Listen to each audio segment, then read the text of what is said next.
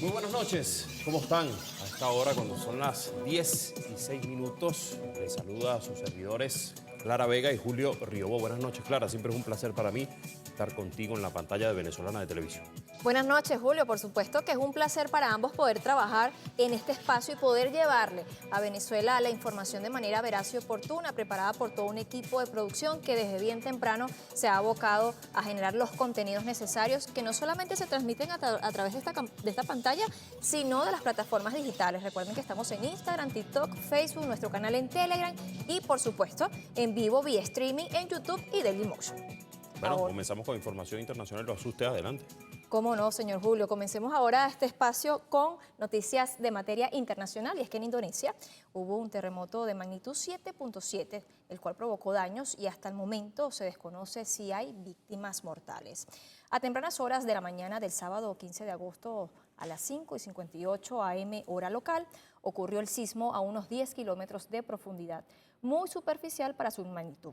El Servicio Geológico de Estados Unidos estima el epicentro a 162 kilómetros al noreste del Labuan Bajo, en Indonesia, que tiene una población de 188.000 habitantes. El poderoso sismo fue percibido en naciones vecinas como Timor Oriental, Papúa Nueva Guinea, Singapur, Camboya, Malasia y Australia. Indonesia es un archipiélago formado por más de 17.000 islas que registra con frecuencia terremotos de gran magnitud por estar en el denominado Anillo de Fuego del Pacífico. También les informamos que hace minutos un sismo de magnitud de 4.8 sacudió España.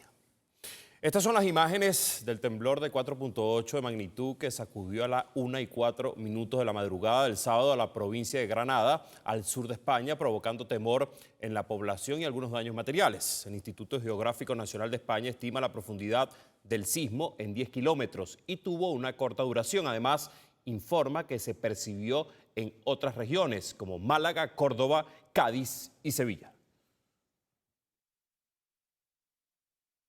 Las muestras de solidaridad del pueblo colombiano con las víctimas del terremoto de 7.4 siguen de manifiesto. Cientos de voluntarios se unen para recolectar ayuda humanitaria.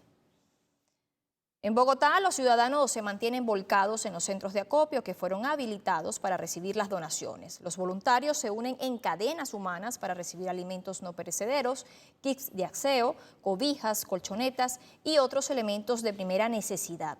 De manera conjunta trabajan para organizar y clasificar la ayuda destinada a las comunidades afectadas en Chocó, Valle del Cauca y el Eje Cafetero. Aseguran que seguirán firmes para dar su mano a quienes lo perdieron todo. Me uno a ese dolor tan grande que estamos sufriendo como patria, como hermanos que lo han perdido todo, pero no están solos, estamos nosotros con todo el amor. Estoy acá porque no me podía quedar en casa, porque tengo que sentir algo que estoy haciendo por mi hermano. Mi hermano sale adelante porque sale adelante, no están solos. Tenemos un Dios que todo lo puede y Él nos va a ayudar y nos va a sacar adelante. Pues muy contento de ver la solidaridad de mi pueblo. Esto es lindo, es Colombia. Todos para un solo lado y esto es patria, esto es patria. Contento de poder ayudar a la gente, servir a mi país. Precisamente las autoridades de Colombia actualizaron este viernes el balance oficial de víctimas y heridos tras el terremoto de magnitud 7,4 ocurrido a principios de esta semana. La cifra de personas fallecidas ascendió a 288, registrándose más de 4.000 heridos y un total de 202 desaparecidos. Las labores de búsqueda y rescate continúan en varios departamentos del país, pero con especial énfasis en las ciudades de Cali, Pereira, Quibdó, Manizales y Armenia, que concentran daños de consideración. La Embajada de Venezuela en Colombia habilitó un sistema para facilitar la búsqueda de sus ciudadanos. La Federación Colombiana de Ciclismo canceló este jueves la Vuelta a Colombia 2026 para dar prioridad a los afectados tras el terremoto. Países de Sudamérica blindan sus fronteras ante el avance del crimen organizado. Bolivia, Brasil, Chile y Perú intensifican operativos y alianzas regionales para contener el narcotráfico y la violencia transnacional. Bolivia y Brasil activaron el plan Fronteras Seguras. La estrategia busca neutralizar redes del narcotráfico mediante inteligencia compartida y operativos conjuntos tras el aumento de incautaciones y violencia en la zona limítrofe. Tenemos que cambiar la seguridad, por eso el plan que se está generando el día de hoy en el caso del plan de Fronteras Seguras. Fortalecer entre instancias nacionales, pero también en este caso con el Brasil, una relación estrecha para que nuestras sociedades, nuestras comunidades, nuestras ciudades estén más seguras. Mientras Chile promueve reformas constitucionales dentro de su agenda contra el crimen organizado, el proyecto amplía las facultades de carabineros y la policía de investigaciones en los pasos fronterizos. Necesitamos más carabineros en las calles y estamos trabajando para eso de forma seria y responsable. Fronteras más controladas. En las cárceles, donde tenemos que tener las condiciones para ejercer un control real de una población penitenciaria que ha ido cambiando, que ya no es la misma que conocimos hace años atrás. Tenemos que poner mucha atención en la recuperación de los barrios y en el combate frontal al crimen organizado y al narcotráfico. Por su parte, Perú busca combatir de forma directa la extorsión y el crimen organizado. La estrategia contempla el despliegue militar y policial en el transporte masivo y centros de reclusión para recuperar el control territorial. La policía de Ecuador incautó 370 kilos de cocaína en la provincia de Carchi, cerca de la frontera con Colombia. La confiscación fue realizada durante la inspección de un vehículo donde fueron encontrados paquetes en un compartimiento falso debajo de la plataforma del camión. Autoridades señalaron que esta acción logró impedir que millones de dosis llegaran al mercado ilegal europeo. Según cifras oficiales, en lo que va de año se han decomisado 4 toneladas de este tipo de droga en la entidad. Carchi limita directamente con el departamento colombiano de Nariño, una de las regiones con mayor concentración de cultivos de coca y laboratorios para su procesamiento.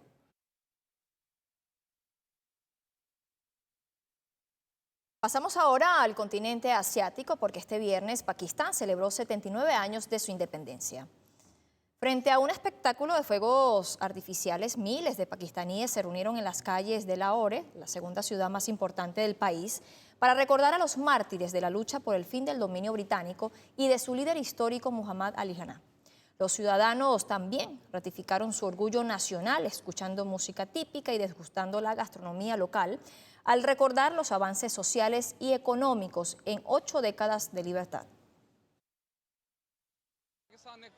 Pakistán ha logrado mucho. Hemos conseguido la independencia, la libertad y todas estas cosas están aquí. Podemos hablar por nuestros derechos, podemos ponernos en pie, podemos comer, podemos sentarnos, podemos hacer de todo. Pero junto con eso también hay cosas buenas y malas. Este 14 y 15 de agosto, Pakistán y la India, respectivamente, conmemoran 79 años de independencia tras 190 años de dominio británico. Hoy, este subcontinente asiático es una potencia económica global. Tras las graves consecuencias económicas que dejó la Segunda Guerra Mundial y los movimientos independentistas liderados entre otros por Mahatma Gandhi, la medianoche entre el 14 y 15 de agosto de 1947, la Gran Bretaña decide retirarse del subcontinente indio. La participación territorial se decidió tras la negativa de la Liga Musulmana de tener un Estado laico y unificado. Esto representó un éxodo de 15 millones de personas entre ambos territorios y la disputa por la región de Cachemira. Casi 8 décadas después, India es la cuarta economía del mundo con un Producto Interno Bruto de 4 billones de dólares y un crecimiento interanual del 7,4%. India es la nación más poblada del mundo con 1.430 millones de habitantes. Además, es líder en el sector de medicamentos, manufactura y grandes asociaciones en materia de hidrocarburos. El cúmulo o el volumen de la producción de bienes y servicios ha ido creciendo. Hay que decirlo que incluso desde hace 2 años India está creciendo a un ritmo más elevado que la propia China. Por ello mismo hay que tomar en cuenta esto. Es decir, hay algunos sectores que el público conocerá, por ejemplo, la industria farmacéutica india, que es muy competitiva en el ámbito de los genéricos, igualmente en el sector automotriz y en algunos otros, textiles, incluso en algunos alimentos, etcétera. Por su parte, Pakistán no se queda atrás. Con una población de 250 millones de habitantes, su PIB alcanza los 344.000 millones de dólares, siendo potencia asiática en producción de trigo, algodón y azúcar, mientras que en el renglón industrial, el 20% del PIB lo genera en el sector textil, de químicos, así como la minería. Dos naciones jóvenes que son potencia nuclear y forman parte de la vanguardia del Asia Occidental.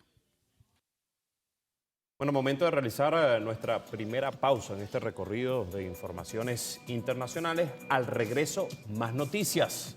Se parte.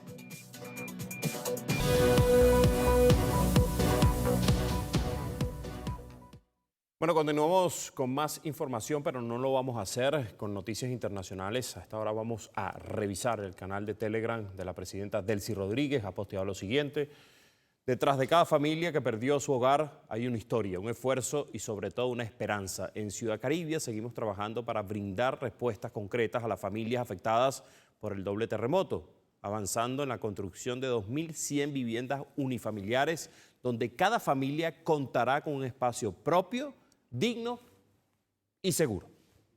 Vamos al video.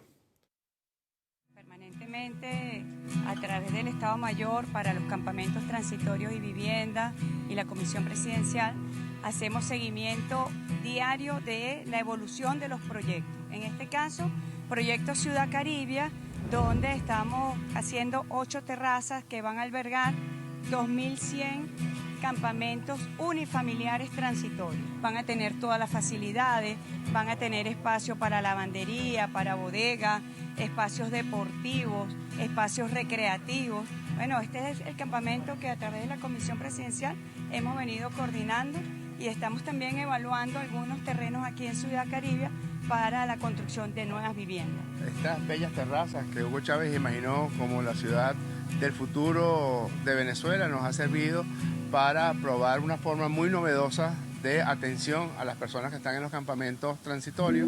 Hasta este momento tenemos capacidad para construir hasta 5.000 viviendas en La Guaira. Nosotros aspiramos que muy cerca de cuando comience el año escolar ya podamos traer desde las escuelas públicas a los residentes de estos campamentos transitorios unifamiliares.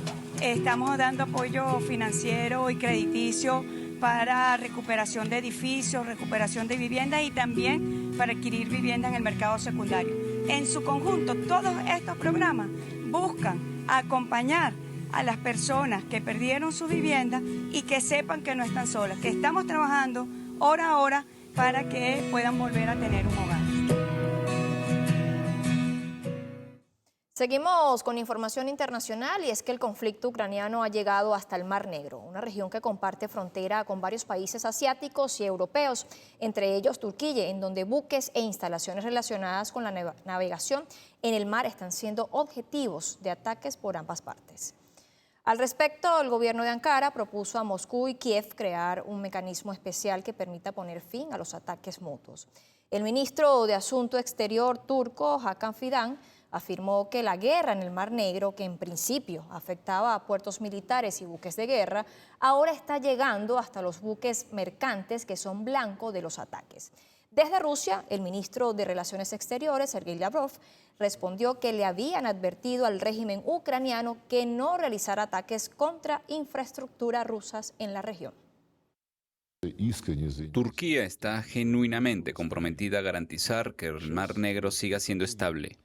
Nuestros colegas turcos están proponiendo una vez más que se alcance algún tipo de acuerdo para que el transporte marítimo no sea objeto de ataques. Sin embargo, no fuimos nosotros quienes iniciamos estas hostilidades. El Mar Negro queda en el extremo oriental europeo y es uno de los escenarios más relevantes de la geopolítica del continente. Sus costas han presenciado el enfrentamiento entre imperios durante siglos y hoy confluyen intereses militares, energéticos y comerciales compartidos entre 6 naciones. La geopolítica de Europa, el Cáucaso y Asia Central pasan por el Mar Negro. Ucrania, Rusia, Georgia, Turquía, Bulgaria y Rumania comparten sus orillas, pero también su importancia estratégica, entre ellas la ruta como suministro energético y comercial hacia el continente europeo. Con una superficie de 436 kilómetros cuadrados, similar al tamaño de países como Alemania o el estado de California en Estados Unidos, el Mar Negro no es un mar absoluto abierto, sino que tiene dos cuellos de botella, el de los estrechos del Bósforo y Dardanelo. En el estrecho de Bósforo transita el 3% del petróleo mundial hacia el Mediterráneo, pero también el Mar Negro es presentado como la gran frontera de la independencia gasífera de Europa. Turquía, por ejemplo, ha descubierto unas reservas estimadas en 540.000 millones de metros cúbicos y Rumania alberga cerca de 200.000 millones de metros cúbicos. De esta cuenca marítima también sale el 25% de las exportaciones globales de trigo, siendo Rusia el mayor exportador. En el caso ucraniano, el 90% de sus exportaciones agrícolas dependen de su salida por los puertos del Mar Negro. Seguimos con más y les contamos que iniciaron los trabajos de ampliación en el paso fronterizo de Al-Salama, una vía que busca dinamizar el transporte de pasajeros y el flujo comercial entre Siria y Turquía. La remodelación contempla la construcción de nuevas vialidades, salas de desembarque, un centro de emergencias y áreas comerciales. La obra busca agilizar los trámites aduaneros y optimizar la conexión terrestre entre el norte de Alepo y la provincia turca de Kilis, zona que por más de una década fue escenario de conflictos armados y presencia del terrorismo internacional. Rumania cierra su única central nuclear por falta de agua para refrigerar la planta. El calor y la sequía en toda Europa provocaron el descenso en los niveles del agua del río Danubio. El cierre de la central nuclear de Cernavoda fue anunciado esta semana después de que el Danubio cayera a niveles mínimos históricos en los últimos 40 años, por lo que era muy peligroso seguir con la planta operativa sin refrigeración. Con una capacidad instalada de 1.400 megavatios, la central de Cernavoda abastecía el 20% de la demanda eléctrica de 19 millones de habitantes. Según autoridades, fuentes de energías alternativas como la producción eólica garantizan el suministro de electricidad. Entre tanto, la central nuclear de Pak en Hungría recortó drásticamente su producción tras la caída del nivel del río y raciona el agua en todo el país. Ya no tenemos las herramientas necesarias, no tenemos suficiente agua porque la entrada del canal no se limpió. Creo que la crisis energética es temporal. En otoño llegarán las lluvias y todo estará bien, pero debemos construir los reactores 3 y 4, pero necesitamos suficiente agua para enfriarlos. Un voraz incendio forestal devoró más de 9.000 hectáreas en Aragón, noreste de España, lo que provocó la evacuación preventiva de cerca de 900 personas. Las llamas avivadas por el calor y los fuertes vientos amenazaron recintos históricos como el monasterio de San Juan de la Peña, por lo que piezas culturales de gran valor tuvieron que ser trasladadas. Las autoridades desplegaron un operativo aéreo y terrestre mientras investigan el origen del siniestro. Ante la contaminación atmosférica que arropa cada vez más la región de América Latina, organizaciones internacionales de la salud y sanidad ambiental impulsan la celebración del Día Interamericano de la Calidad del Aire. La iniciativa busca crear conciencia sobre el impacto en la salud que representa el aire que respiramos.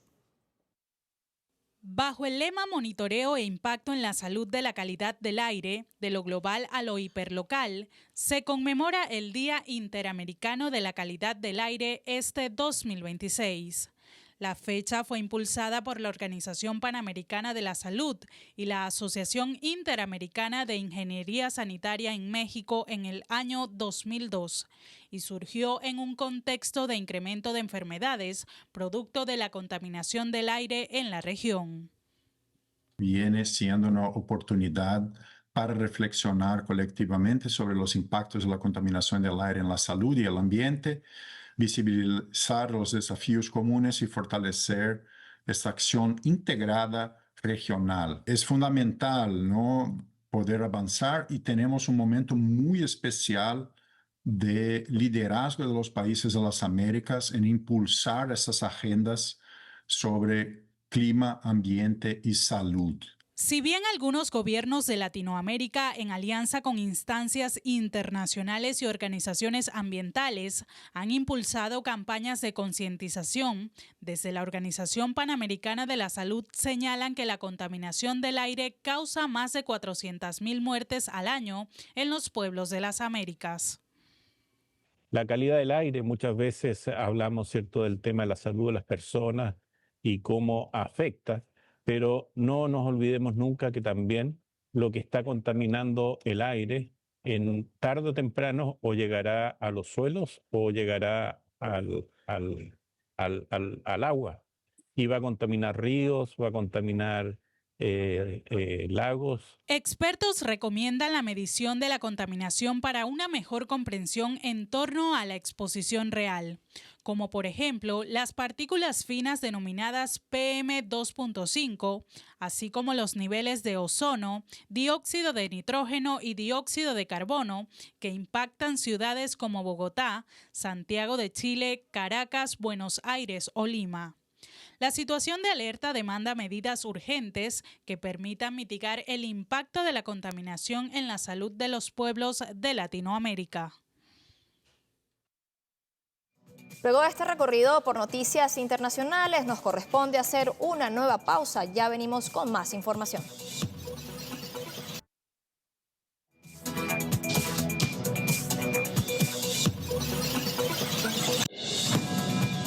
10:36 de la noche, estamos totalmente en vivo, estos servidores, Julio Reobó, Clara Vega, quienes a partir de este momento van a seguir llevando información, pero también enfocado hacia el análisis de lo que han sido las últimas acciones del gobierno venezolano, Julio, en materia energética, acuerdos casíferos que se han firmado con transnacionales del área y que por supuesto vienen a impactar en la dinámica económica de nuestro país. Vamos precisamente a recordar parte de lo que ha sido esta firma de acuerdo, y es que la presidenta de la República Bolivariana de Venezuela, Delcy Rodríguez, lideró este jueves la firma de importantes acuerdos en el sector energético con diversos consorcios internacionales.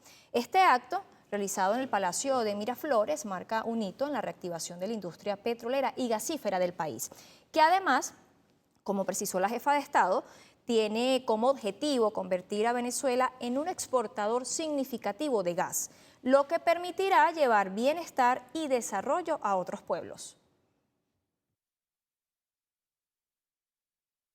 Escuchemos las expresiones de la mandataria nacional durante la firma del acuerdo de la fase 2 de la licencia de exploración y explotación de hidrocarburos gaseosos no asociados del campo Lorán.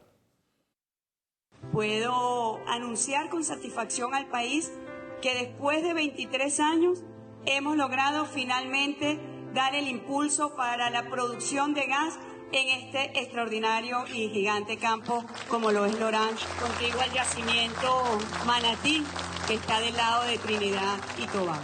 Y el mundo puede ver que en Venezuela se está produciendo un momento muy importante para dar un verdadero impulso a la producción de hidrocarburos. Y yo particularmente debo decir que tengo un afán especial en el gas, para el desarrollo nacional, para dar impulso a los procesos industriales en Venezuela, a la petroquímica, pero también, como he dicho, para ser ahora no solamente país exportador de petróleo, sino también un país exportador de gas. La fase 1 la comparten con Shell, otro gigante en materia de gas, y la fase 2, estas tres tan importantes empresas como British Petroleum, XRG y UCC, que se suman a este esfuerzo mancomunado de producir gas en Venezuela y exportar. Que la energía de Venezuela, cuando cruce nuestras fronteras, sea para llevar bienestar a otros pueblos, así como a Trinidad y Tobago, a otros países, y que el pueblo venezolano también vea reflejado en estos acuerdos el resultado de su esfuerzo, de su resistencia y de la esperanza que tiene nuestro país en un crecimiento, en un desarrollo compartido y, lo más importante, en el desarrollo humano. La directora ejecutiva de British Petroleum, Meg O'Neill, destacó la importancia de la firma del acuerdo para el desarrollo de la fase 2 del campo Lorán y precisó que el objetivo es acelerar el desarrollo del gas natural para el beneficio del pueblo venezolano. Señora Presidenta, señora Ministra, distinguidos invitados, colegas de BP y de empresas mixtas con UCCC, para nosotros es un día especial, es un honor firmar este acuerdo formalmente para el desarrollo de la fase 2 en el campo Lorán. Queremos acelerar el desarrollo de esta importante recurso de gas natural para el beneficio del pueblo de Venezuela. Y le agradecemos a la señora Presidenta y a los colegas por la confianza que nos han brindado y a nuestros socios en la empresa mixta para continuar trabajando. Muchas gracias. Es un placer estar en Venezuela. Gracias. Ahora vamos a revisar para ustedes los beneficios, el impacto económico además de todos estos acuerdos. Dice lo siguiente, lo revisamos. Inversión y desarrollo. Los convenios con empresas extranjeras sientan las bases para capitalizar el potencial gasífero del país. Nuevos mercados promueven la exportación de gas metano, iniciando con el Caribe antes de expandirse a otras regiones. Y fortalecimiento interno apoyan la petroquímica nacional y el abastecimiento del mercado interno. El vicepresidente de PDVSA Gas, Yanier Viloria, indicó que Venezuela está abocada a la tarea de convertirse en exportadora de gas metano, al tiempo que afirmó que actualmente se garantiza el abastecimiento del mercado interno. La firma se basó en un campo de gas no asociado, el cual tenemos la tarea de colocar ese gas en el mercado internacional, ¿verdad? Y convertirnos en exportadores de gas metano. En este momento este gas iría al Caribe, tal cual a Trinidad y Tobago inicialmente, y iríamos a una parte de la petroquímica y otra a licuefacción. En paralelo seguimos con el desarrollo del gas asociado dentro del Estado venezolano para abastecer el mercado interno. Actualmente venimos recuperando capacidades de infraestructura, lo cual garantiza el abastecimiento del mercado interno, y ya también desde febrero venimos exportando líquidos del gas. Esas capacidades de PDVSA Gas y PDVSA las venimos recuperando, y la idea es potenciar y convertirnos en un país que suministra energía a nivel del mundo. El crecimiento de la industria del gas en Venezuela se impulsa con la firma de licencias para la fase 2 del desarrollo gasífero en el campo Lorán, en la plataforma del Tana, junto a transnacionales como BP, XRG y UCC Holding, consolidando reservas que sitúan al país en el top 10 mundial. Repasemos la situación actual y reservas de la industria venezolana del gas. Venezuela ocupa el 8º lugar mundial en reservas del gas, con más de 200 billones de pies cúbicos. El Estado promueve proyectos estratégicos tanto en el occidente como lo es el campo Perla, como en el oriente y el Golfo de Paria. El objetivo central es atender el mercado interno y transformar al país en un exportador de gas hacia el Caribe y el mundo.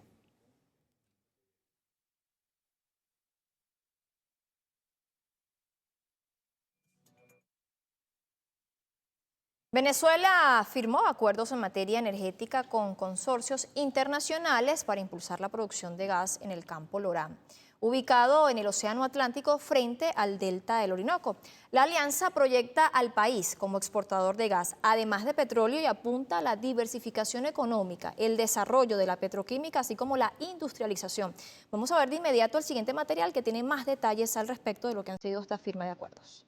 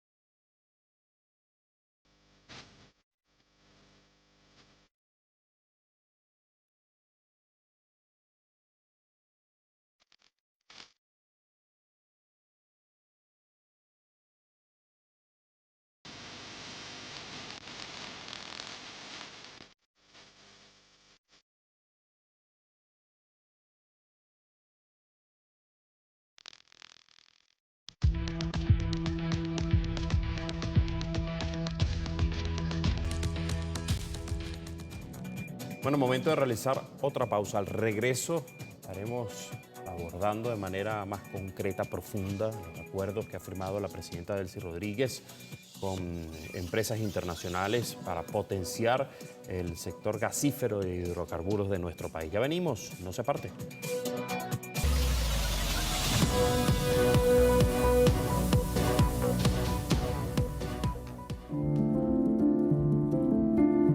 El tablero energético mundial está en plena ebullición. La geopolítica global y la transición hacia fuentes más limpias exigen respuestas rápidas. Y Venezuela, históricamente conocida como un gigante petrolero, está reescribiendo su propio destino. Vivimos una nueva era de exploración impulsada por hitos clave. Tras la aprobación de la reforma a la Ley de Hidrocarburos y el acceso a licencias operativas de empresas extranjeras, el país fortalece su industria.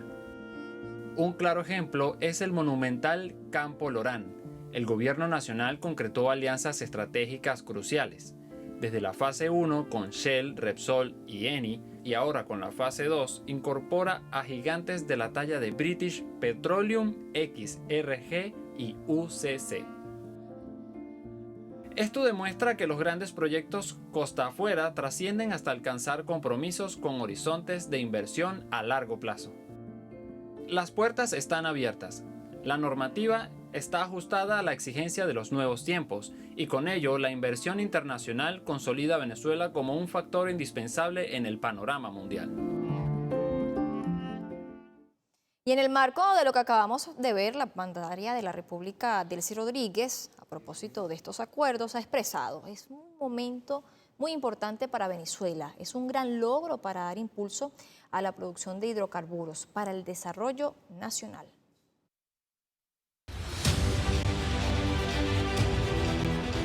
Saludo a las empresas de 3 países con los cuales estamos firmando este acuerdo. British Petroleum, la empresa XRG de Emiratos Árabes Unidos y UCC basada en Qatar.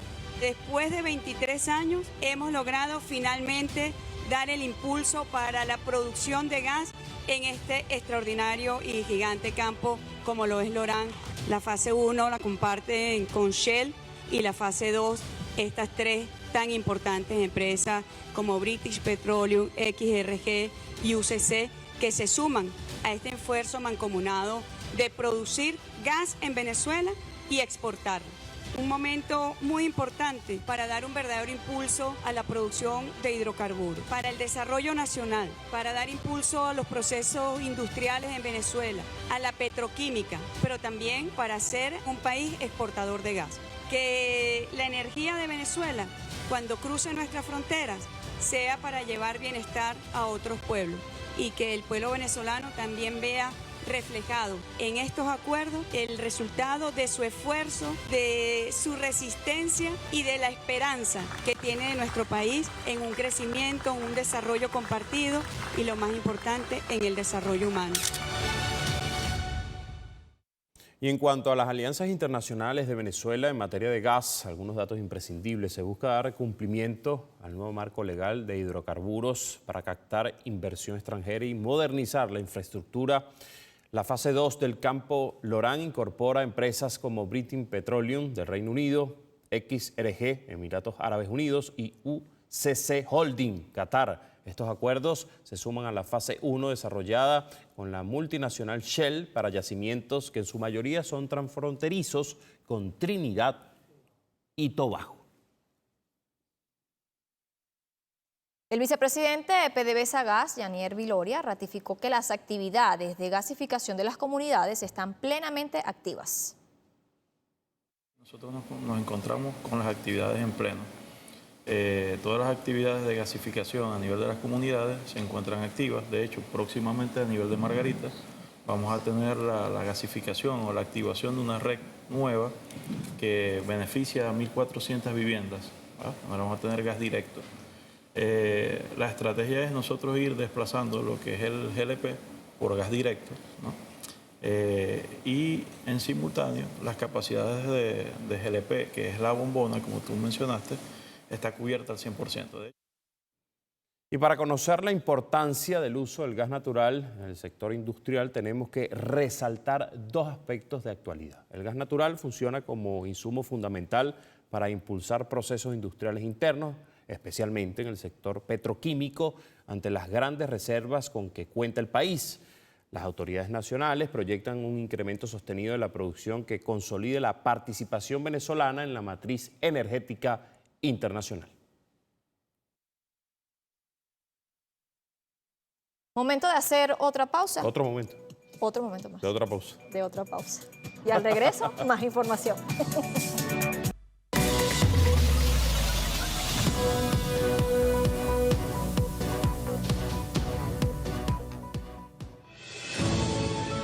Venezuela concretó un hito histórico al exportar por primera vez en su historia un cargamento de gas licuado de petróleo, conocido oficialmente como la primera molécula de gas. Este hecho contribuyó a fortalecer el crecimiento del sector hidrocarburos y dinamizar la economía nacional. Además, favoreció al país para el establecimiento de acuerdos comerciales con gigantes de la industria gasífera global. Un camino en el que Venezuela da pasos firmes y se consolida. PDVSA Gas actualmente garantiza el abastecimiento del mercado interno de gas metano en un 100% y prevé incrementar el suministro hasta unos 2.000 millones de pies cúbicos diarios para diciembre. Con esta producción se atenderá al sector eléctrico, así como la demanda industrial, comercial y doméstica. La consolidación del sector gasífero en Venezuela lo lleva a posicionarse como un proveedor de gas no solo en el continente americano, sino también con posibilidad de expandirse hacia mercados de Europa y Asia. 11:03 del viernes 14 de agosto del año 2026. Continuamos en vivo. Julio Riobó, Clara Vega y ahora se suma al análisis en este espacio informativo nuestro invitado vía Zoom, el profesor Félix Roque, quien es analista petrolero y además también hace análisis en geopolítica. Buenas noches, profesor, bienvenido a nuestro espacio.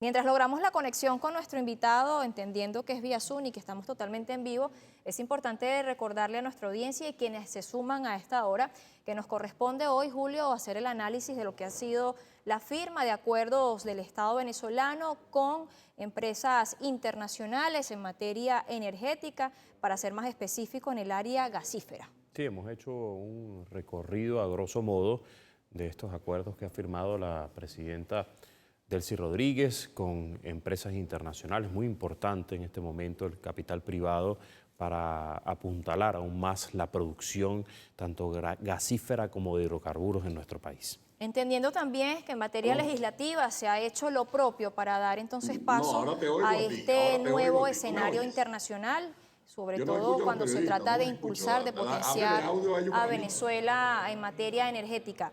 Por un lado, se tiene a Venezuela como el país con las mayores reservas de petróleo, apuntando también a crecer o a ubicarse como con ese potencial exportador, pero ahora se dan pasos importantes. Veíamos el micro al comenzar este bloque de lo que fue esa primera exportación de molécula de gas. De esa manera, de manera paulatina y progresiva, se ha venido avanzando en acuerdos, conversaciones, leyes, para poder entonces hacer lo debido, lo correspondiente, entendiendo el nuevo contexto político mundial, geoeconómico y resaltando de allí las bondades que tiene Venezuela como un país que ofrece, que tiene fortalezas en materia energética. Ya lo he dicho, la primera reserva de petróleo del mundo, pero debe avanzar en la producción y por supuesto ahí encaminándose hacia la exportación. Ahora, en el caso del gas, se ubica entre la cuarta y quinta reserva de gas en el mundo. Forma parte de instancias internacionales como el Foro Exportadores de Gas, teniendo un papel protagónico. Sin embargo, ya se generan las condiciones, Julio, para que a partir de este momento Venezuela empiece a dirigir toda su economía, en el caso de la energía y del gas específicamente, hacia la exportación. Tenemos de nuevo al profesor Félix Roque, quien es analista en materia petrolera, también de geopolítica, conectados con nosotros vía Zoom. Buenas noches, profesor. Buenas noches, Clara, Julio, ¿cómo están ustedes? Un saludo desde Táchira. Muy bien, profesor. Bueno, saludos a los Andes venezolanos. Fíjense, yo quisiera comenzar esta interacción, profesor, comentando una noticia que ha estado en diferentes portales digitales. Dice, Venezuela prevé aumentar el suministro de gas metano a su sistema termoeléctrico como parte de un plan que contempla la entrega de unos 2.000 millones de pies cúbicos al mercado interno para diciembre. Informó este jueves, ya lo colocamos ahorita hace unos minutos, el vicepresidente de Gas de PDVSA. Ahora le quisiera consultar a usted, profesor, ¿cómo este recurso podría aportar al sistema eléctrico nacional y la firma de estos convenios con empresas internacionales? Bueno, fíjate una cosa, Julio, me gustaría hacer un contexto primero, ¿no? Antes de entrar de lleno a tu pregunta. Entiendo que el convenio, la licencia que se otorgó el día de ayer por parte de la presidenta encargada, la doctora Delcy Eloína Rodríguez Gómez, tiene que ver con el campo Lorán. Y mucha gente se pregunta qué es el campo Lorán, dónde está el campo Lorán, qué extensión tiene el campo Lorán. Bueno, el campo Lorán está ubicado allí en la plataforma de Tana. Está ubicado muy cerca de lo que es el territorio noreste, lindando con y Tobago, ¿no? Es muy cerca de nuestras costas, allí mismo en el delta Aracuro. Ese campo, obviamente, que es de carácter de eso que llamamos desde la geopolítica intrafronterizo, toda vez que se ubica cerca de la frontera, en este caso de Venezuela, zona continental y Trinidad y Tobago, islas del Caribe, como todos sabemos. Ese campo también limita con otro campo importante que tiene también una potencialidad gasífera natural, como es el campo Manatí. Se afirma, y en los estudios así está demostrado, que este campo tiene reservas probadas de gas natural no asociado. Hay que explicarle a la audiencia que gas natural no asociado es aquel que sale limpio, líquido, que no está vinculado a otros productos como por ejemplo el petróleo. Y esas reservas probadas están estimadas en más de 10 billones de 10 cúbicos de gas. Por poner un ejemplo, Julio, 10 billones de pies cúbicos de gas, según estimaciones físicas que se puedan hacer de este yacimiento, permiten cubrir la demanda total de España, por ejemplo, por 10 años. Permite cubrir incluso la demanda de Venezuela por unos 12 años también. Vean ustedes entonces la magnitud, lo gigantesco, como bien lo destacó la presidenta encargada de este campo Lorán, en donde se suscribieron convenios y se otorgaron licencias el día de ayer, que van a apuntar a Venezuela, como bien lo dijeron ustedes al principio, como el octavo productor mundial de gas natural.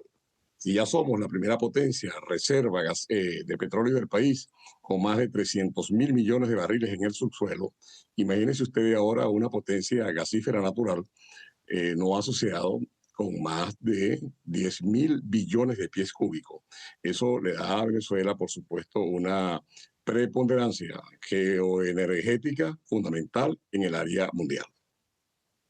Profesor, en ese sentido, ¿vale la pena destacar cuál es la importancia o el significado que tiene entonces esta firma de acuerdos con estas empresas internacionales que también vale la pena recordar que son países o vienen de países que forman parte de esas naciones que exportan gas, como Qatar, Reino Unido, Emiratos Árabes? ¿Qué nos puede decir al respecto entonces de esta firma de acuerdos, el impacto que tiene directamente en la economía venezolana? El impacto obviamente que se pierde de vista. Por una parte, nos zafa bastante de la dependencia de la exportación de crudo para ahora sumarse la exportación de un producto extraordinario como es el gas natural. Si a ello usted le suma lo que estamos recibiendo o exportando por concepto de otros minerales como el hierro, como el aluminio incluso, esto le da a usted una potencialidad gigantesca. Ahora, los acuerdos que se suscribieron ayer, hay que entender perfectamente que estos fueron suscritos por fase. Hay una primera fase que se suscribió en el mes de junio de este año, mediante el cual se le otorgaron licencias a la empresa Shell Internacional para que en todo caso comenzara obviamente las fases de exploración y de explotación de este gas. La segunda fase es la que se suscribió ayer en Miraflores con empresas como British Petroleum, como la empresa de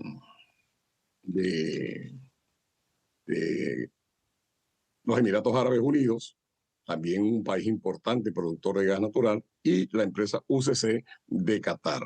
En esta segunda fase, como bien lo explicó la CEO, la directora ejecutiva de British Petroleum para América Latina, se espera pues ya incluso el desarrollo, la explotación en sí de este producto natural que tenemos en este campo y que, como dije, representa un sector importante energético y tiene importancia porque obviamente se trata de un recurso para producir energía prácticamente limpia. Como dije, no es un gas asociado a otro producto. El objetivo, bueno, el objetivo es, por supuesto, que monetizar las reservas gasíferas importantes que tiene Venezuela, es decir, como dice la presidenta y otros técnicos también, la misma ministra de Hidrocarburos venezolana. Nada hacemos con una riqueza importantísima como esta de la que estamos hablando allí en el subsuelo venezolano sin darle obviamente una utilidad. Monetizar significa darle carácter monetario, financiero a esa riqueza y nada mejor que hacerlo con acuerdos internacionales, con contratos directos que se puedan estar suscribiendo allí para la explotación del gas natural, ponerlo incluso a producir con las ventajas que obviamente tiene este recurso para los venezolanos. El gas natural, como hemos dicho, es un hidrocarburo, por supuesto gaseoso, que está compuesto fundamentalmente por metano, tiene muy poco hidrógeno, por tanto no es contaminante. Y por supuesto que tiene una utilidad extraordinaria en las diversas expresiones de desarrollo industrial que tiene para Venezuela. Por ejemplo, este gas nosotros podemos utilizar domésticamente en las casas de las y los venezolanos. En la cocina, en el gas con el cual nuestros familiares cocinan sus productos, pero además también para el transporte. Una de las maneras de abaratar incluso el costo del transporte es vender gas natural a los transportistas de los servicios públicos y de esa manera abaratar los costos del precio, lo cual sería por supuesto una ventaja importantísima para los ciudadanos y ciudadanas del país. Bueno, en el área de la petroquímica, el gas permite la producción de fertilizantes, de químicos, de plásticos, derivados. En el área industrial para mover inclusive fábricas importantes. En el área eléctrico, Julio, para mover las plantas termoeléctricas del país y enfrentar la escasez, la deficiencia y los apagones que a diario se producen en nuestro país, que por supuesto causa mucha molestia en las personas. De tal pues que el gas natural tiene inmensas potencialidades de utilización en diversas partes y sobre todo para cubrir la demanda interna y para dedicar también, por supuesto, una parte importante a la exportación, dada la magnitud del yacimiento del que estamos hablando. Fíjese, profesor, usted da algunas cifras en millones de pies cúbicos, muy importante. Clara Vega le hacía hincapié a usted en el ámbito económico. Vamos a realizar una pausa, pero yo quiero dejarle una interrogante al aire sobre este tema, porque se podrían dar algunas estimaciones monetarias en este momento. Puede ser un poco complejo hacerlo. ¿Cómo impacta esto al Producto Interno Bruto de Venezuela cuando vemos a una economía que va en franco crecimiento? Si tiene el conocimiento, usted podría darnos algunas estimaciones, pero lo hace al regreso de la pausa. Ya regresamos, estamos conversando para la gente que se conecta a esta hora, cuando son las 11:15, con Félix Roque, analista petrolero, y también de geopolítica. Ya venimos, no se parte.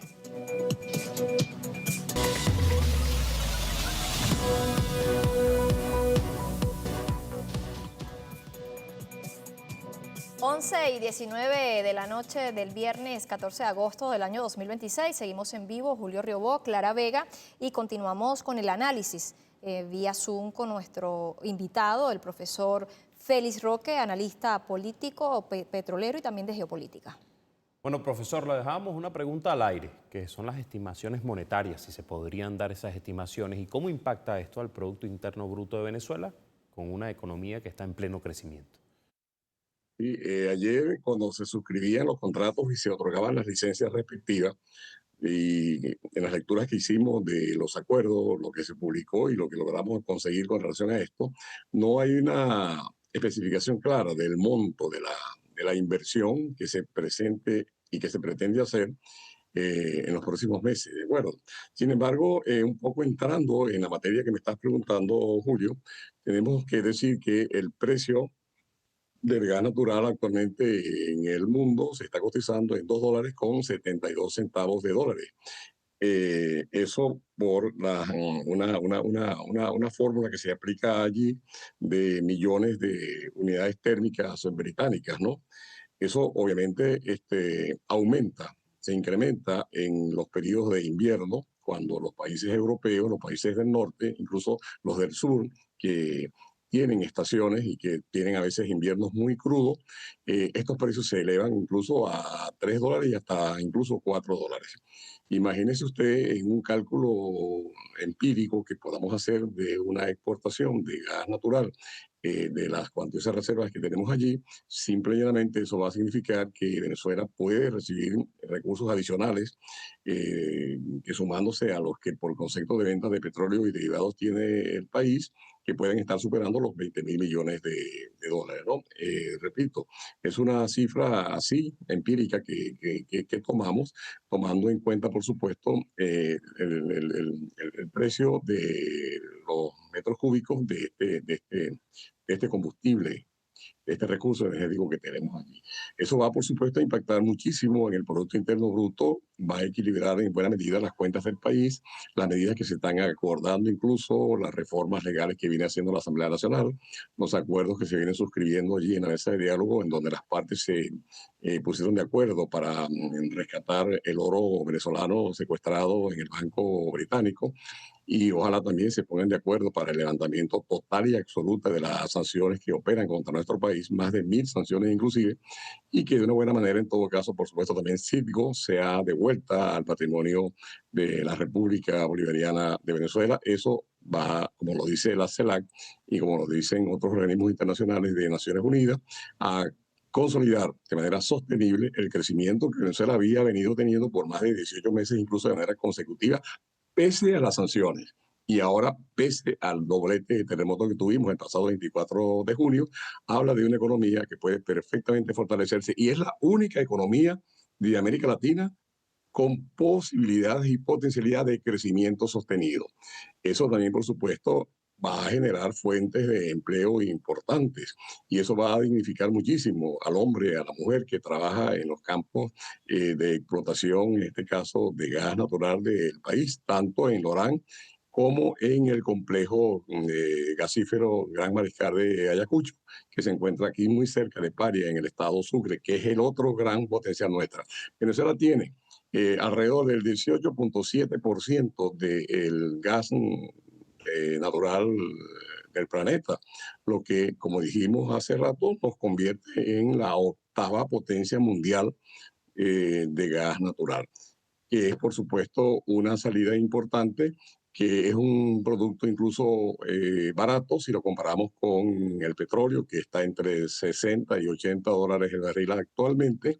Eso va a permitir, como dije, entonces, abaratar algunos costos. Y, por supuesto, va a permitir que nuestra clase obrera, gasífera, trabajadora, petrolera del país vea reivindicados sus derechos, que también ellos que llevan el peso de la carga de la exploración, de la explotación, del procesamiento, de la refinación y finalmente la comercialización de nuestro crudo, nadie puede negar, nadie debe discutir el derecho que tienen a una vida mucho mejor que la que actualmente llevan, ¿no?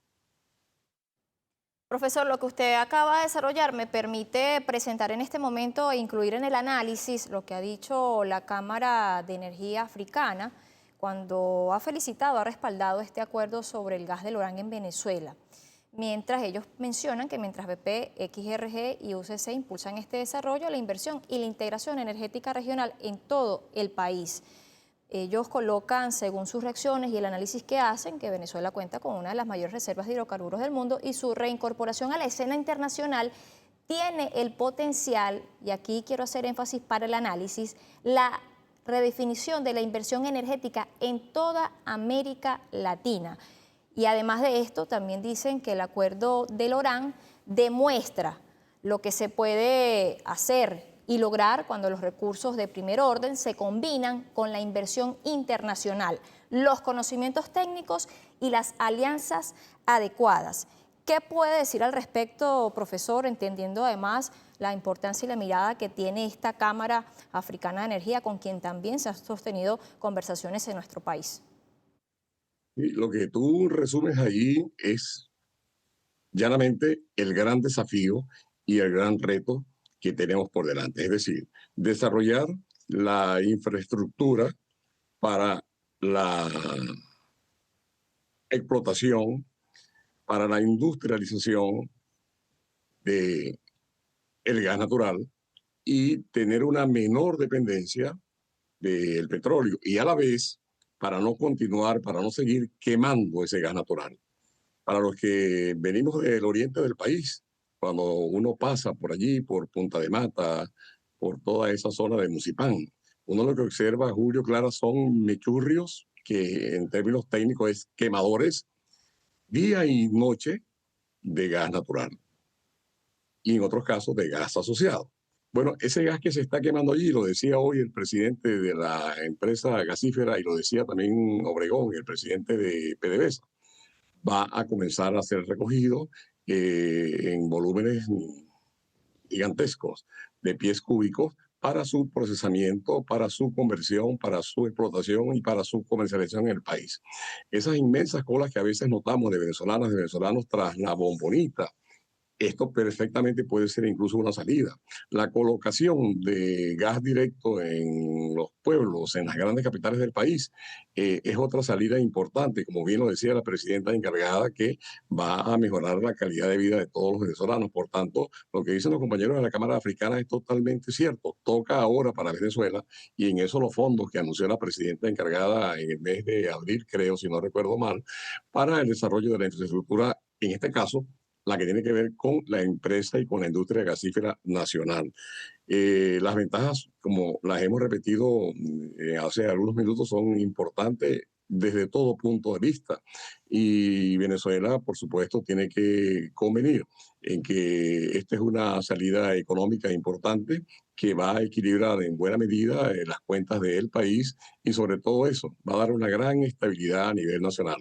Y ya se está incluso notando, ya se está observando, el de que estas empresas vengan al país, sientan que hay seguridad, sientan que pueden perfectamente venir a un país pacífico que está en paz y realizar aquí sus inversiones y que ganen lo que tengan que ganar, pero al mismo tiempo también que paguen sus impuestos y que dejen en el país tanto la infraestructura, la tecnología, como los proventos productos de las regalías que deban compartir con los venezolanos, para de esa manera, por supuesto, Venezuela enfrentar la situación difícil que tienen, hacer frente al problema cambiario que afecta muchísimo el poder adquisitivo del bolívar, y todo esto, combinándolo de una manera incluso general, sin duda alguna, tiene una carga altamente positiva.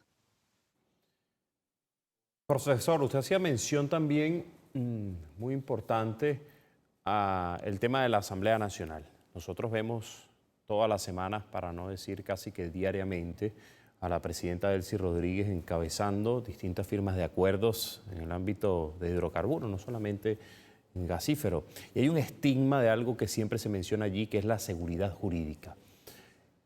¿Qué tan importante ha sido la discusión de la ley de hidrocarburos para potenciar ambos sectores, como el gasífero, como el de hidrocarburos? Y cómo impacta también esto en la discusión en el Parlamento venezolano, pero lo va a responder al regreso, ¿no, Clara? Así es, porque nos corresponde hacer una pausa cuando son las 11:28 de la noche. Volvemos con más información, con más análisis, así que no se despegue de su pantalla.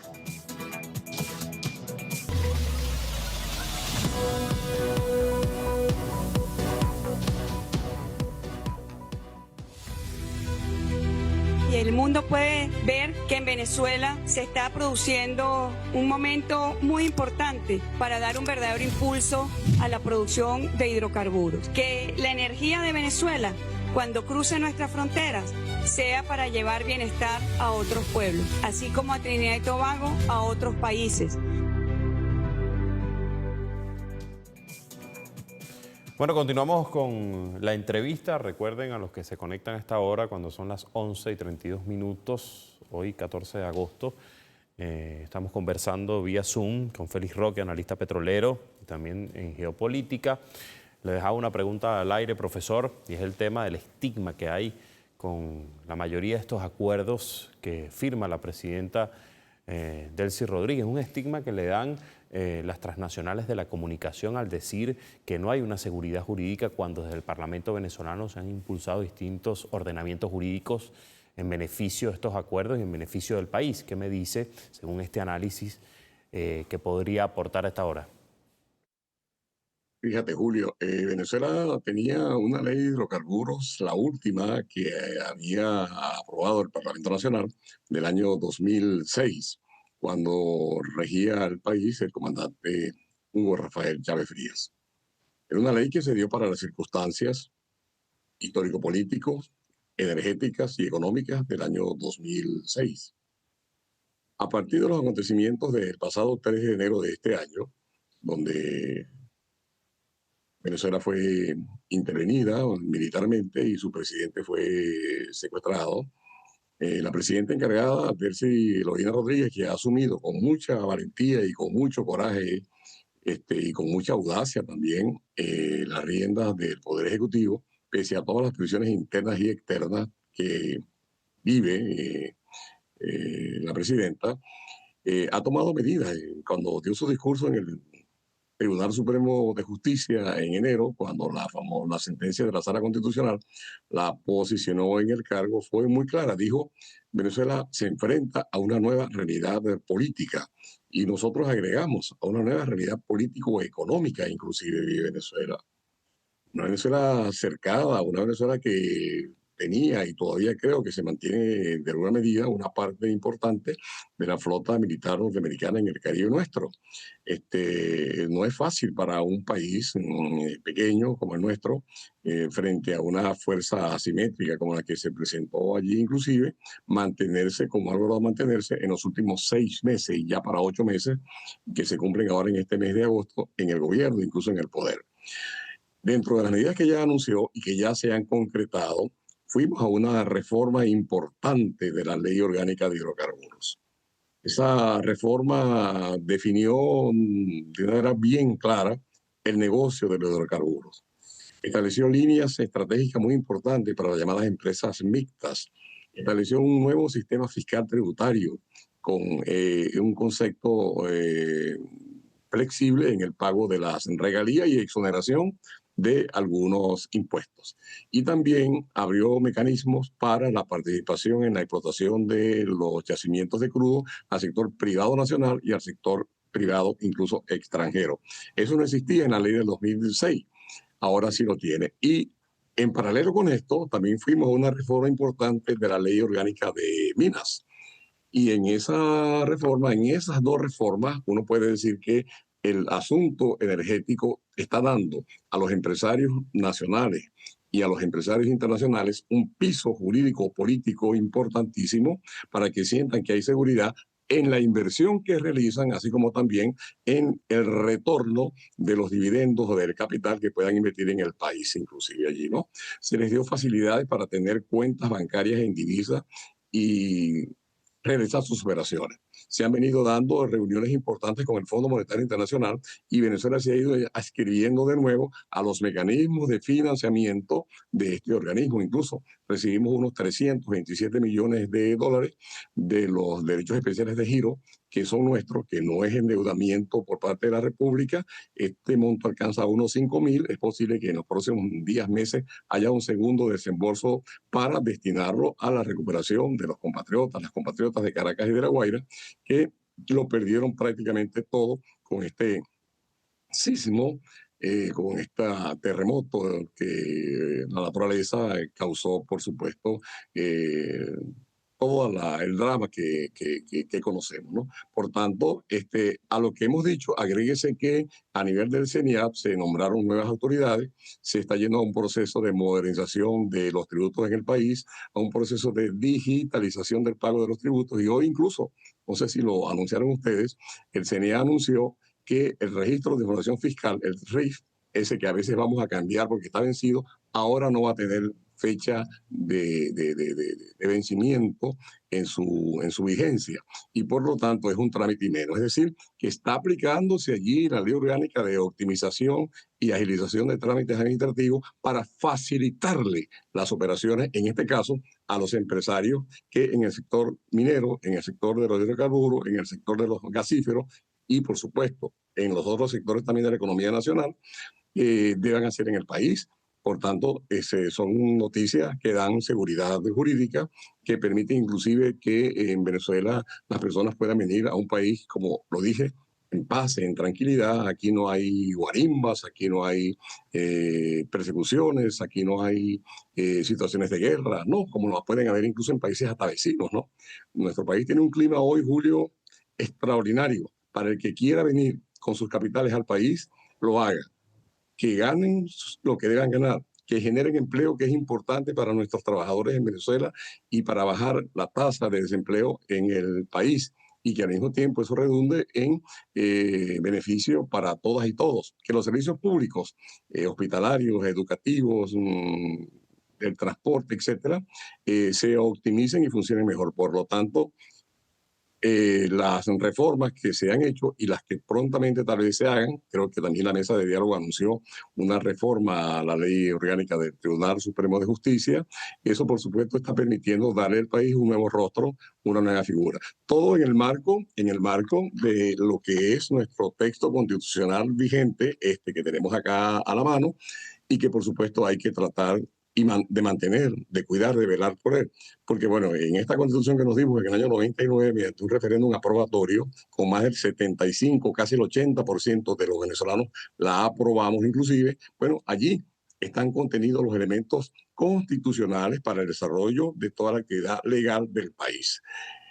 De suerte, pues, que sí, como no, la importancia jurídica, la importancia tributaria, la importancia para la planificación, la reducción de los trámites administrativos, todo eso es parte de lo que es, por supuesto, el acompañamiento del esfuerzo que se viene haciendo para atraer capitales frescos al país.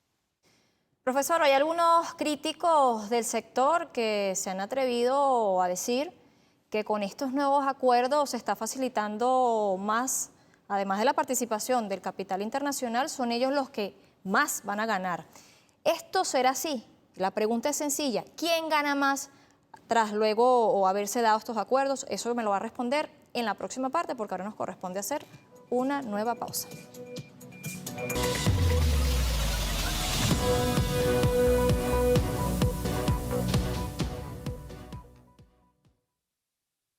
En este momento nosotros estamos promoviendo lo que es el desarrollo de todo el tema del Golfo de Paria, y con ese desarrollo hacia la plataforma del Tana, donde también tenemos cuantiosísimas reservas de gas.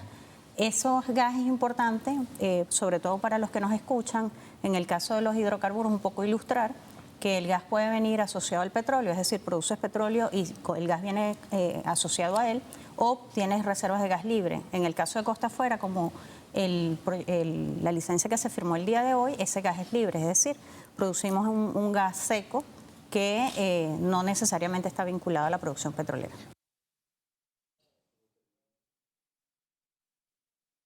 Seguimos con más del análisis que nos convoca esta noche y tiene que ver con la firma de acuerdos en el sector gasífero de nuestro país con empresas internacionales. Sigue con nosotros nuestro invitado, Félix Roque, quien es profesor, analista petrolero y también de geopolítica.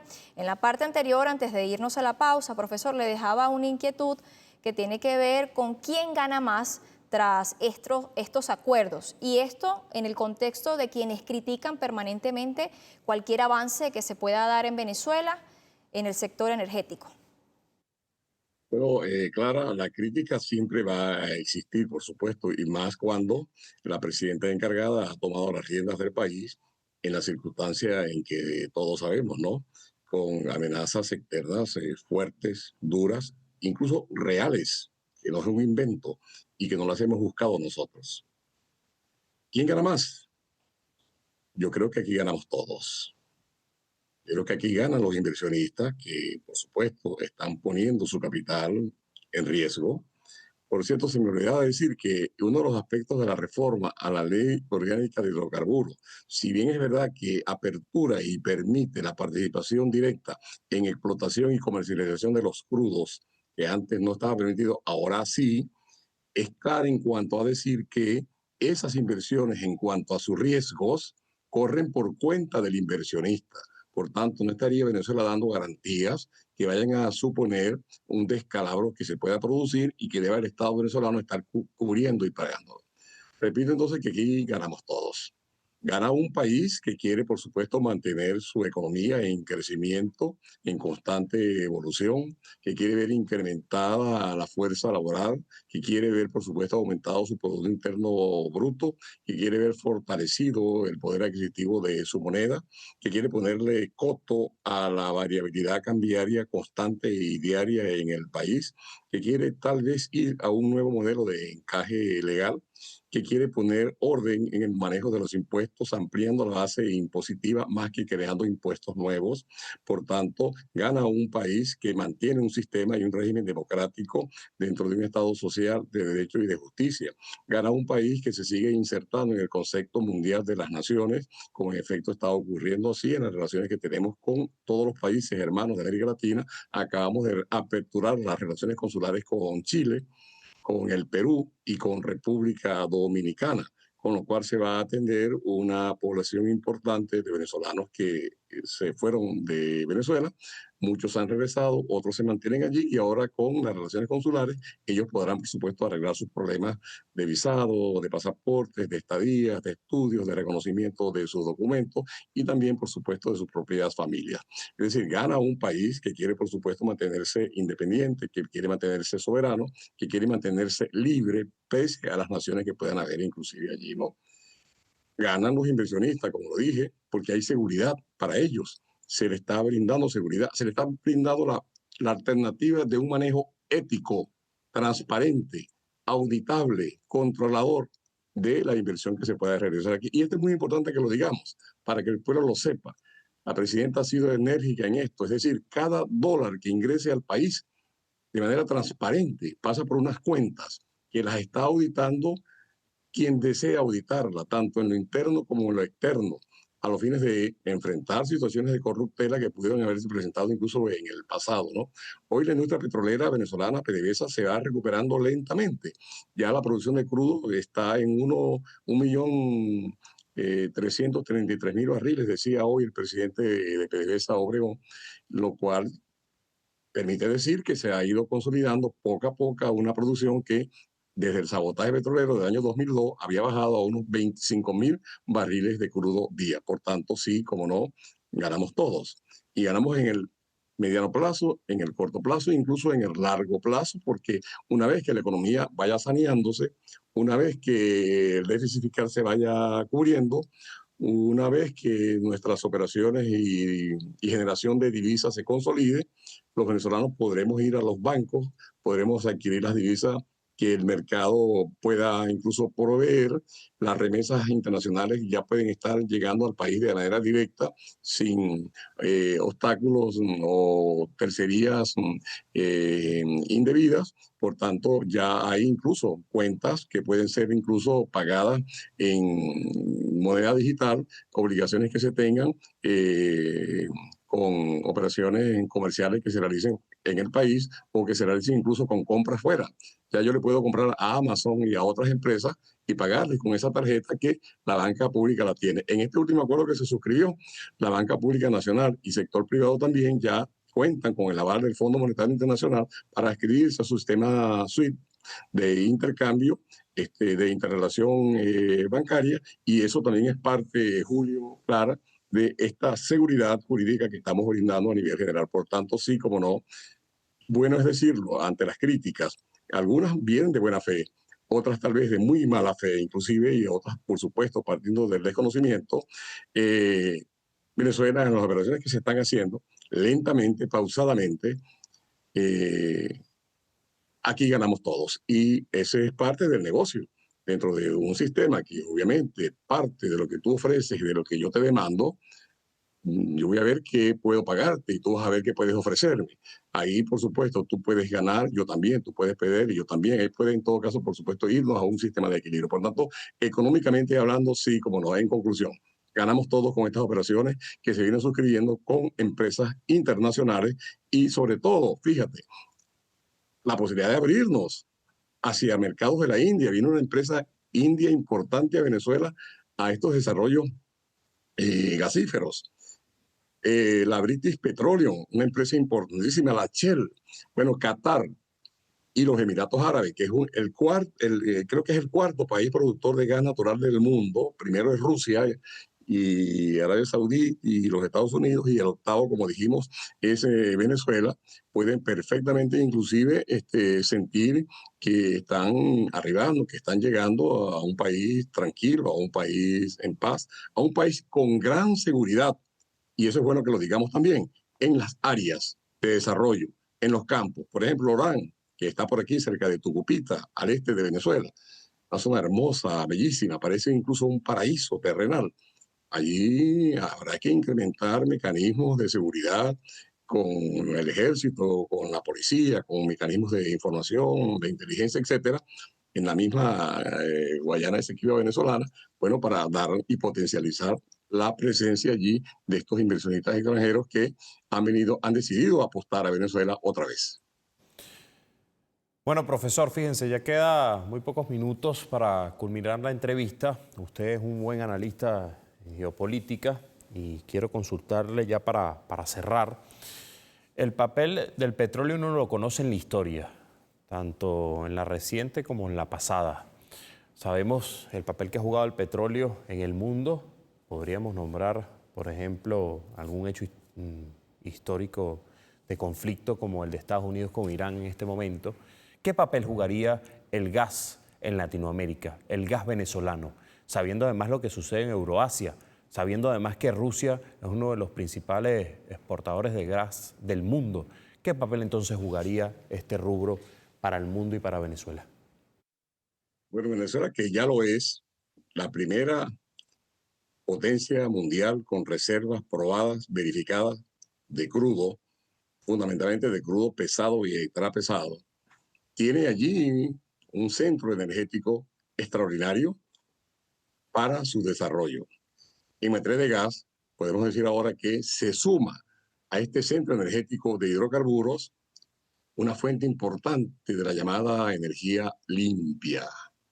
Una energía que muy poco contamina, y ustedes están viendo que ahorita el efecto superniño que pronto nos va a visitar con situaciones duras, difíciles, de sequía, etcétera, el desarrollo de la industria gasífera natural, ya lo decía y lo resumía la señora presidenta encargada, responde a estos planes de desarrollo que tienen mucho que ver con el cuidado del hábitat, del medio ambiente inclusive, ¿no? Entonces, para América Latina toda, si ya dijimos que Lorán únicamente puede y tiene potencialidad de más de 10.000 billones de pies cúbicos de gas para cubrir las demandas de toda España y de Venezuela durante 12 años inclusive, podemos perfectamente venderle gas natural a nuestros hermanos, países latinoamericanos y caribeños también. De suerte pues que Venezuela vuelve a ser ahora a través del gas ese faro luminoso, energético, mundial, que estratégicamente se ubica aquí al norte del continente latinoamericano y del Caribe. Por lo tanto, si unes el oro negro, petróleo, con este nuevo recurso nuestro que tenemos allí, inclusive en potencialidades gigantescas, nadie puede dudar, nadie debe dudar que el futuro de Venezuela es cada vez más promisor, cada vez más esperanzador. El Estado tomará sus decisiones inclusive, la política irá pautando los rumbos que deba pautar de esta mesa de diálogo con un sector de la oposición se irán haciendo algunos ajustes, algunos arreglos, como ya está incluso ocurriendo allí. Por ejemplo, se pusieron de acuerdo para algo muy, muy noble, muy humano, atender las necesidades de La Guaira y de Caracas. Y ya están construyéndose ahí en Ciudad Caribe más de 2.300 viviendas y en otros sectores también. Esas son en todo caso muy buenas noticias. Entonces, pues concretando la respuesta a tu pregunta, Julio, sí, Venezuela se erige como el principal país exportador de gas natural de América Latina y del Caribe. Y eso, por supuesto, que va a abrir desde lo estratégico, desde lo geoestratégico, muchos campos, muchos caminos para Venezuela. Quienes pretendían asfixiar a Venezuela, bloquear a Venezuela, arrodillar a Venezuela, se están encontrando con una gran realidad, que este es un pueblo noble, trabajador, corajudo, valiente, que no se le arrimola a nadie y que con esfuerzo, con creatividad, con audacia, con esperanzas y ganando el tiempo que haya que ganar incluso, irá aportando las soluciones que la realidad venezolana está necesitando y está exigiendo. Muchas gracias, profesor Félix Roque, quien nos acompañó esta noche en este análisis que nos permitió conocer detalles y la importancia que tiene la reciente firma de acuerdos en el sector gasífero.